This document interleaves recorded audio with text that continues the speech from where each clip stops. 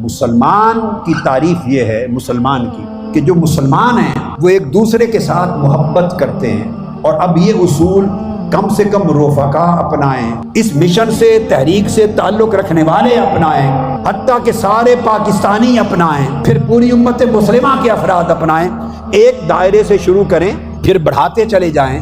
جب ایک دائرے میں آپ پختہ ہو جائیں، حق ادا کر لیں، پھر دائرہ آگے بڑھائیں۔ آقا علیہ السلام کی اگر سیرت پاک کی جھلک آپ اپنے اندر دیکھنا چاہتے ہیں اور آقا علیہ السلام کے رنگ میں خود کی اپنی سیرت کو رنگنا چاہتے ہیں، تو فرمایا پھر میرا رنگ یہ ہے کہ تم محسوس کرو کہ امت مسلمہ کا ہر فرد آپس میں ایسی محبت کرے، ایسی مودت کرے، ایک دوسرے کے ساتھ ایسی رحمت اور شفقت کا پیکر بنے کہ ایک ہی جسم بن جائے۔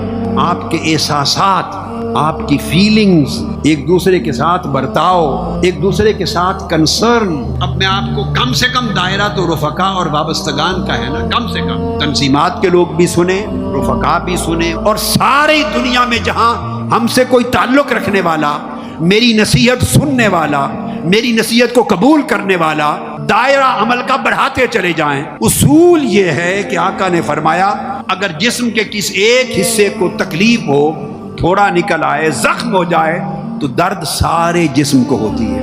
تو فرمایا اس وقت تک تمہارا ایمان مستحکم نہیں ہوگا۔ یہ بہنیں بھی سنیں، بیٹیاں بھی غور سے سنیں، یہ سبق ہے، یہ خیرات ہے آقا علیہ السلام کی تعلیم اور ہدایت کی، یہ لے کر جاؤ۔ اور بھائی بھی سنیں، بیٹے بھی، بزرگ چھوٹے بڑے، سب کارکنان رفقا وابستگان توجہ سے سنیں۔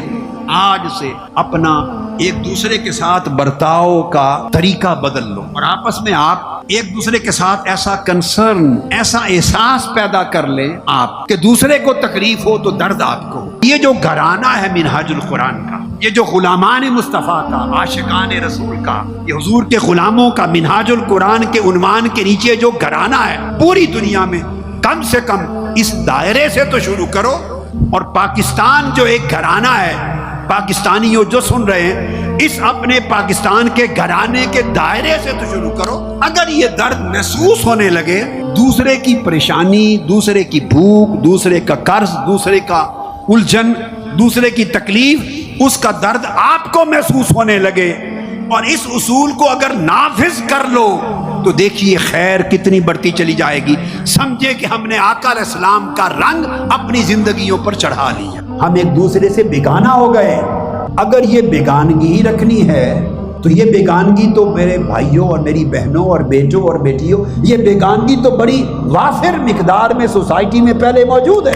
اگر منہاج القرآن کے سائے میں آ کر بھی ایک دوسرے سے بیگانہ رہنا ہے تو کیا ضرورت ہے آنے کی؟ چھوڑ دو، رفاقت کے فام پھاڑ دو، کوئی رفاقت نہیں چاہیے، یہ ڈھونگ ہے۔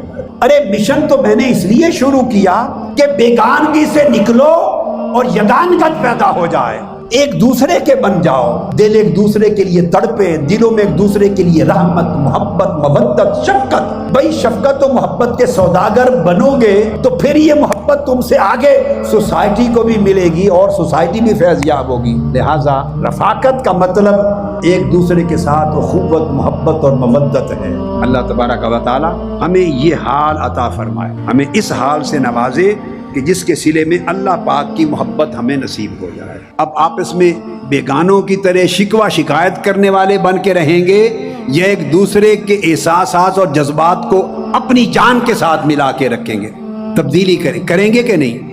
میں وعدہ نہیں لیتا، جھوٹا وعدہ نہ ہو جائے، آپ کو صرف یہ عہد لیتا ہوں کہ آپ اس تبدیلی کی کوشش شروع کریں، اپنے من میں اس تصور کو اتاریں، جمائیں، بیٹھیں، اپنے من کو بدلیں، اور یوں لگے جیسے خونی رشتے سے بھی زیادہ آپ کا رشتہ اور محبت ہے۔